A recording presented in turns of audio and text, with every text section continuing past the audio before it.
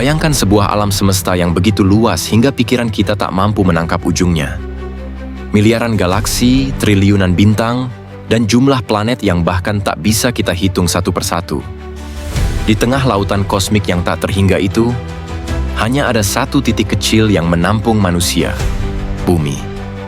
Lalu timbul pertanyaan yang tak pernah benar-benar selesai kita jawab. Bagaimana mungkin, dari begitu banyak planet yang diciptakan Allah di alam semesta ini, hanya satu yang diisi manusia? Kenapa hanya bumi? Sebelum kita masuk lebih dalam ke pembahasannya, jangan lupa untuk klik tombol subscribe dan nyalakan lonceng notifikasi, supaya kamu tidak ketinggalan pembahasan-pembahasan menarik lainnya tentang alam semesta, sains, dan renungan kehidupan seperti ini. Terima kasih, dan sekarang, mari kita mulai perjalanan kita.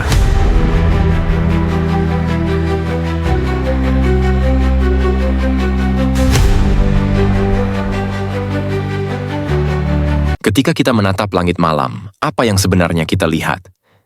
Hanya bintik-bintik cahaya yang tampak kecil dari kejauhan.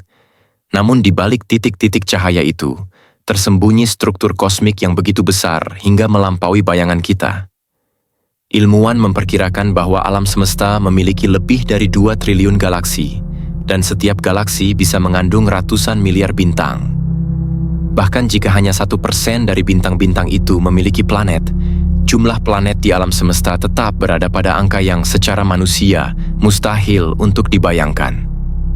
Di tengah angka-angka kosmik yang absurd itu, tiba-tiba kita dihadapkan pada satu kenyataan sederhana, namun mengguncang. Dari triliunan planet yang ada, hanya bumi yang kita ketahui dihuni manusia. Tidak ada planet lain yang menampung kehidupan seperti kita. Tidak ada dunia lain yang memiliki manusia lain di dalamnya. Dan pertanyaan besar pun muncul. Pertanyaan yang sudah menghantui pemikiran manusia sejak dulu. Kenapa hanya bumi? Kenapa Allah memilih menempatkan manusia hanya di satu planet ini? Rasa penasaran ini menciptakan campuran perasaan. Takjub, kecil, sekaligus bingung. Karena secara logika, dengan jumlah planet yang begitu banyak, seharusnya peluang munculnya kehidupan manusia di tempat lain itu besar. Tapi kenyataannya, kita tetap sendiri. Dan disinilah perjalanan kita dimulai, bukan hanya perjalanan ilmiah, tapi juga perjalanan rasa ingin tahu yang paling mendasar sebagai manusia.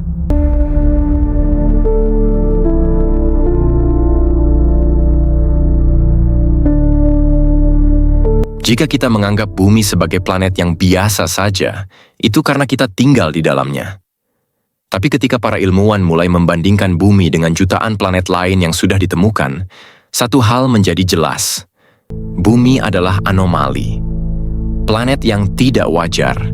Planet yang terlalu sempurna untuk kehidupan manusia. Pertama, bumi berada pada jarak yang persis dari matahari. Tidak terlalu dekat hingga terbakar, dan tidak terlalu jauh hingga membeku. Wilayah ini disebut zona Goldilocks, zona yang pas. Di luar zona ini, air tidak bisa tetap berupa cairan, padahal air adalah syarat utama kehidupan. Venus terlalu panas, Mars terlalu dingin. Namun bumi berada tepat di tengah-tengah, seolah-olah jaraknya ditentukan dengan penggaris kosmik. Selain jaraknya yang tepat, atmosfer bumi juga tidak normal. Komposisinya terdiri dari nitrogen yang menenangkan, oksigen yang cukup untuk bernapas, dan sedikit karbon dioksida untuk menjaga suhu tetap stabil. Planet lain punya atmosfer yang beracun, terlalu tebal, terlalu tipis, atau tidak ada sama sekali. Tapi bumi, atmosfernya seimbang dengan sangat halus, cukup rapuh untuk memberi cahaya, tapi cukup kuat untuk menahan radiasi berbahaya.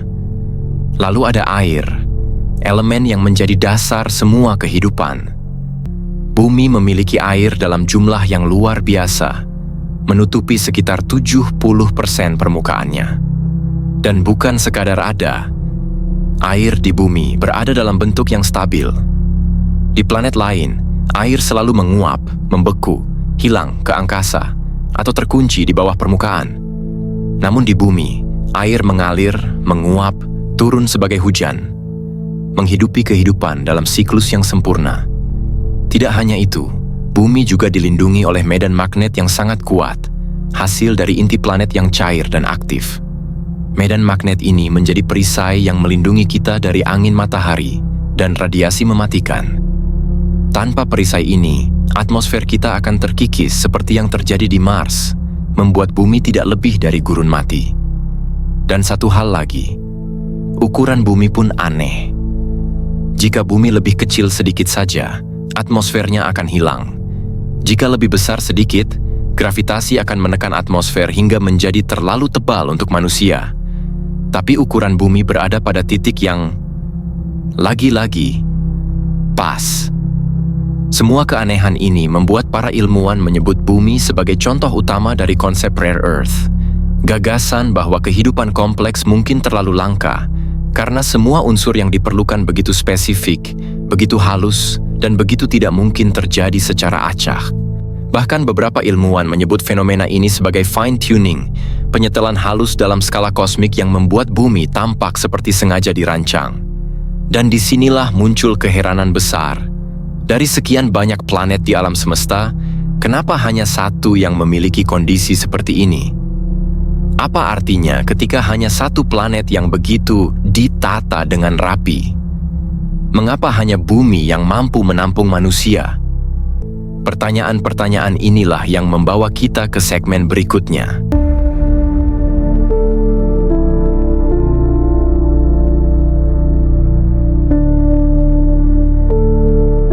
Ketika para astronom mulai menemukan ribuan eksoplanet, planet di luar tata surya, mereka sadar satu hal.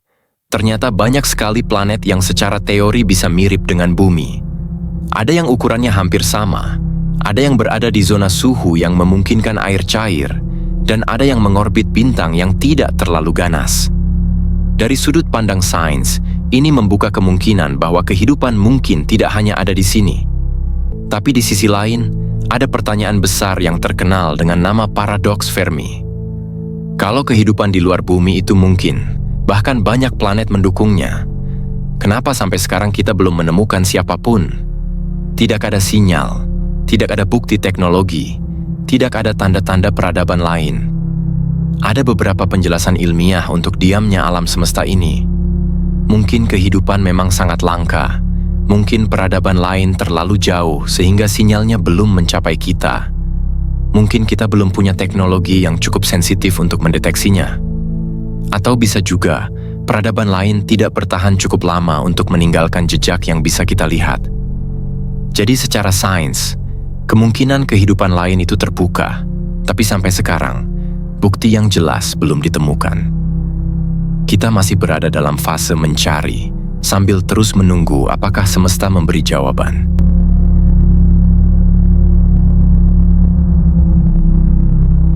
Kalau kita bertanya, kenapa hanya bumi yang punya manusia? Pertama, kita harus memahami bahwa tidak semua planet, meskipun jumlahnya triliunan, punya kondisi yang cocok untuk makhluk seperti kita. Sebagian planet terlalu panas, sebagian terlalu dingin, sebagian tidak punya udara yang bisa dihirup, dan sebagian lagi tidak punya air sama sekali. Jadi bahkan sebelum membahas soal kehidupan, kita sudah melihat bahwa mayoritas planet memang tidak dirancang untuk ditempati manusia. Sains juga membedakan antara kehidupan sederhana, misalnya mikroba, kehidupan yang lebih kompleks, dan makhluk berkesadaran seperti manusia.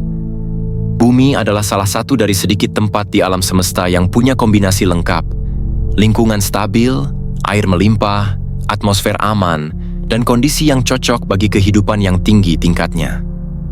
Di sisi lain, dari sudut pandang spiritual, banyak orang percaya bahwa manusia memang ditetapkan untuk tinggal di bumi. Bahwa kita ditempatkan di planet ini bukan secara acak, tetapi bagian dari rencana dan kehendak Tuhan.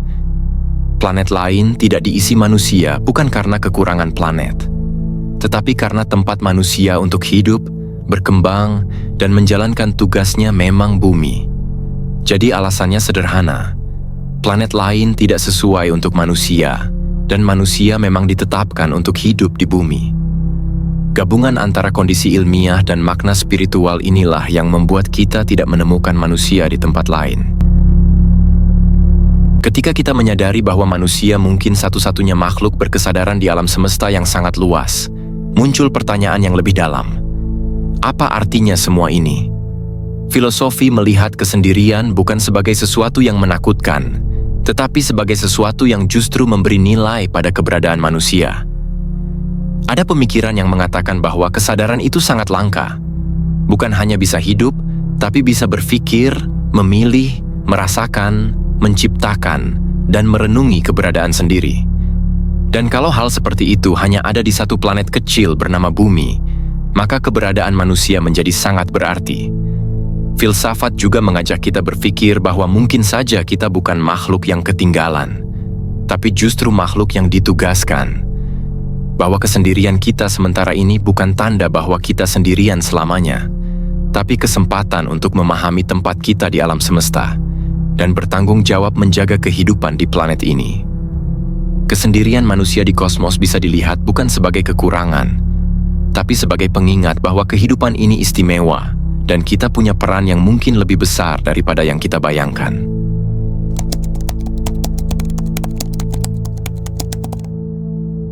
Ketika sains berbicara tentang kondisi fisik bumi, spiritualitas memberikan lapisan pemahaman yang berbeda, bahwa manusia berada di bumi bukan sekadar karena kebetulan alam, tetapi karena memang ada kehendak dan perencanaan yang lebih besar.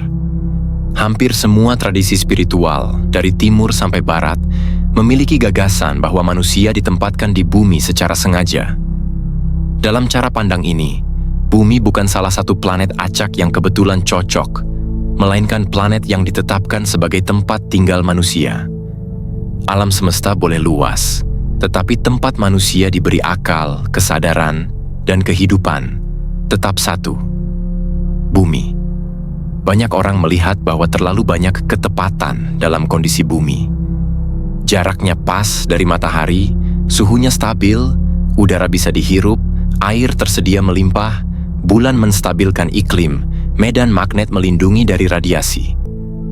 Dalam perspektif spiritualitas, serangkaian presisi ini dilihat bukan sebagai kebetulan statistik, tetapi sebagai tanda bahwa bumi dirancang secara sengaja untuk dihuni manusia.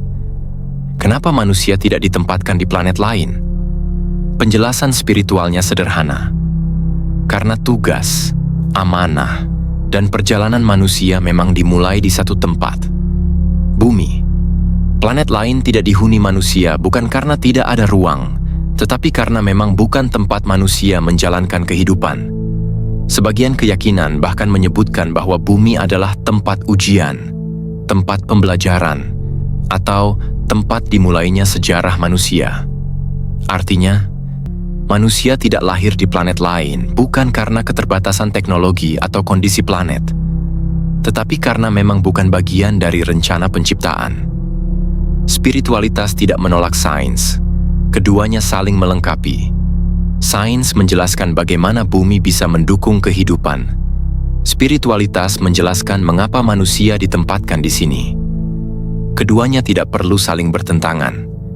Sains mengatakan, bumi cocok untuk hidup. Spiritualitas menambahkan, dan bukan kebetulan manusia tinggal di sana. Dalam pandangan spiritual, manusia bukan tersesat di alam semesta. Kita tidak kebetulan ada di sini. Kita memang ditempatkan di bumi, planet yang dipilih, disiapkan, dan disesuaikan agar manusia bisa hidup, berpikir, dan menjalankan perannya.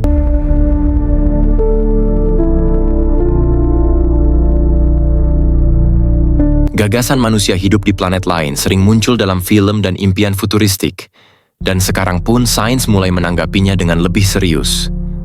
Mars menjadi kandidat terdekat yang paling sering dibahas. Planet ini punya es, jaraknya relatif dekat, dan kondisi permukaannya sudah mulai banyak dipelajari oleh robot-robot penjelajah. Sementara itu, para astronom di seluruh dunia juga menemukan ribuan eksoplanet, bahkan beberapa di antaranya berada di zona layak huni, zona tempat air cair mungkin bisa ada. Secara teori, planet-planet itu terlihat menjanjikan sebagai rumah kedua umat manusia. Namun, ketika dibawa ke kenyataan, pindah ke planet lain bukanlah hal yang sederhana. Mars saja, yang jaraknya hanya puluhan juta kilometer, memiliki lingkungan yang keras. Suhunya bisa turun jauh di bawah nol, Atmosfernya sangat tipis hingga tidak bisa bernapas, dan radiasinya jauh lebih tinggi daripada yang dapat diterima manusia dalam jangka panjang. Untuk planet-planet mirip Bumi di luar tata surya, tantangannya bahkan lebih besar lagi. Jaraknya bisa ratusan atau ribuan tahun cahaya, waktu tempuh yang tidak mungkin dicapai dengan teknologi roket kita saat ini. Bahkan jika kita bisa sampai di sana, belum ada jaminan bahwa lingkungan planet tersebut benar-benar cocok bagi tubuh manusia yang terbentuk khusus untuk kondisi Bumi. Selain itu, teknologi pendukung kehidupan, mulai dari sumber pangan, produksi oksigen, hingga perlindungan terhadap radiasi, masih jauh dari kata siap untuk membangun koloni permanen. Semua kebutuhan hidup harus dikirim dari Bumi atau diproduksi dengan teknologi yang belum kita miliki. Biaya, logistik, dan resiko kegagalan semuanya sangat besar. Karena itulah banyak ilmuwan berpendapat bahwa meskipun eksplorasi ruang angkasa penting, pada akhirnya kita harus menyadari satu hal sederhana. Rumah asli manusia hanyalah Bumi. Planet ini memiliki atmosfer yang tepat, suhu yang pas, air berlimpah, gravitasi yang sesuai, dan keseimbangan alam yang tidak dimiliki planet manapun sejauh ini. Mungkin suatu hari nanti manusia bisa hidup di Mars atau bahkan di planet yang sangat jauh, tetapi untuk waktu yang sangat lama ke depan, Bumi tetap satu-satunya tempat yang benar-benar siap untuk kita tinggali tanpa bantuan teknologi ekstrim. Dan karena itu, menjaga Bumi tetap layak huni bukan hanya pilihan, melainkan keharusan.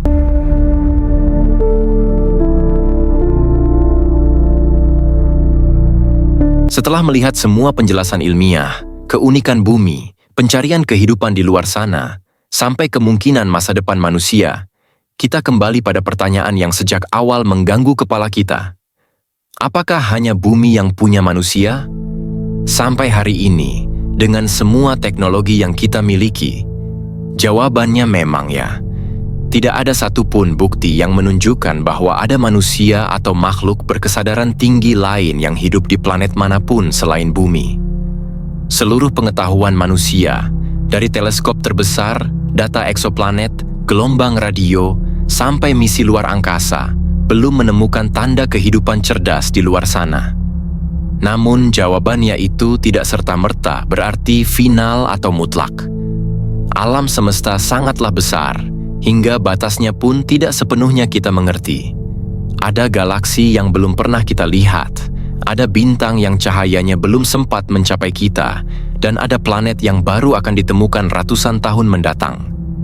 Dengan skala sebesar itu, wajar jika sebagian ilmuwan tetap membuka pintu kemungkinan bahwa mungkin saja di suatu tempat yang belum bisa kita capai, ada kehidupan lain yang sedang berkembang. Mungkin bukan manusia seperti kita, mungkin berbeda, atau mungkin memang tidak ada sama sekali. Semua itu masih menjadi misteri besar yang belum tersentuh. Yang pasti, untuk sekarang, manusia hanya ada di satu titik kecil di hamparan kosmik yang luas ini, Bumi. Dan justru karena itu, keberadaan kita terasa semakin istimewa. Kita bukan hanya penghuni sebuah planet, kita adalah satu-satunya suara sadar yang kita tahu mampu memandang langit dan bertanya, apakah kita sendirian? Pada akhirnya, ketika kita menatap kembali perjalanan panjang pembahasan ini, ada satu hal yang terasa kuat. Betapa berharganya kehidupan yang kita punya. Kita hidup di sebuah planet yang begitu pas, begitu seimbang, begitu tepat, hingga rasanya sulit percaya bahwa semua ini hanya kebetulan. Dari udara yang kita hirup, air yang mengalir, cahaya matahari yang menghangatkan, sampai rasa penasaran yang membuat kita bertanya tentang alam semesta. Semuanya membentuk satu keajaiban yang seringkali kita lupakan dalam rutinitas sehari-hari. Bumi bukan sekadar tempat tinggal, ia adalah anugerah. Rumah yang tidak pernah kita pilih, tetapi secara luar biasa dipersiapkan untuk kita. Dan semakin kita memahami betapa uniknya kondisi planet ini dibandingkan triliunan planet lain di luar sana, semakin terasa bahwa keberadaan kita dan keberadaan Bumi sendiri bukan sesuatu yang bisa dianggap remeh. Ada sesuatu yang istimewa di balik semua ini, entah kita melihatnya dari sudut pandang sains, filsafat, atau spiritualitas. Dan soal kesendirian kita di alam semesta, itu bukan kelemahan. Justru mungkin itu yang membuat keberadaan manusia menjadi luar biasa.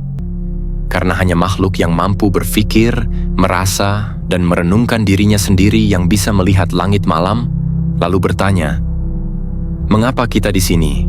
Dan apa tujuan kita sebenarnya?" Kesendirian itu bukan tanda bahwa kita kecil dan tidak berarti. Kesendirian itu bisa saja merupakan tanda bahwa kita adalah bagian dari keajaiban terbesar yang pernah terjadi di alam semesta.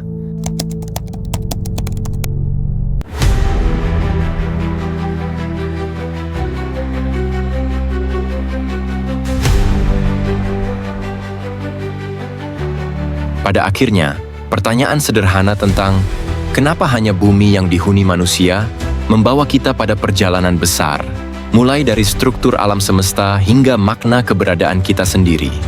Dari sisi sains, kita memahami bahwa kehidupan muncul karena kombinasi kondisi yang sangat langka.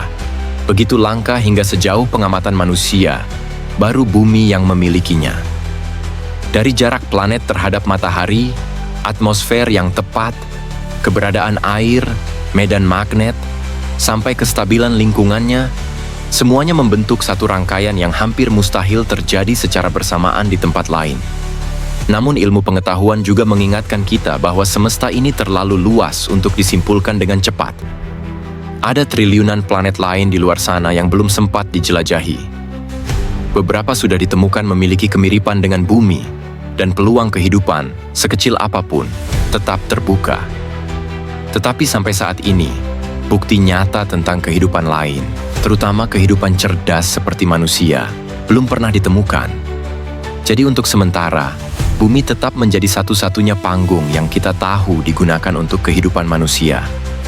Di sisi lain, dari sudut pandang spiritual dan filsafat, kenyataan bahwa bumi begitu ideal justru memberi ruang untuk keyakinan bahwa keberadaan kita bukan sembarangan. Banyak orang melihat hal ini sebagai tanda bahwa manusia ditempatkan, dipilih, atau ditugaskan di satu planet ini dengan desain tertentu. Kesempurnaan kondisi bumi sering dianggap bukan sekadar keberuntungan, tetapi bagian dari kehendak, takdir, atau rencana yang lebih besar. Dan di titik ini, sains dan spiritualitas bertemu dalam sebuah kesadaran bahwa kehidupan di bumi adalah sesuatu yang amat berharga. Jadi, apakah hanya bumi yang ditinggali manusia? Untuk sekarang jawabannya, ya. Tetapi apakah itu berarti kita benar-benar sendirian? Tidak ada yang tahu. Yang pasti, selama kita masih mencari, semesta akan tetap menjadi misteri yang menunggu untuk dipahami. Dan sementara itu, rumah kita, planet kecil berwarna biru ini, adalah satu-satunya tempat di mana kehidupan tumbuh, berkembang, dan bermakna. Bumi bukan hanya tempat tinggal, ia adalah keajaiban yang pantas dijaga. Kalau kamu menikmati perjalanan kita menyusuri misteri alam semesta ini, jangan lupa untuk like, subscribe, dan nyalakan lonceng notifikasinya. Bukan cuma supaya channel ini bisa terus berkembang, tapi supaya kamu nggak ketinggalan konten-konten menarik lainnya tentang sains, filosofi, dan keajaiban-keajaiban besar yang ada di sekitar kita. Sampai jumpa di video berikutnya. Tetap penasaran, tetap berpikir, dan tetap kagum pada luasnya semesta.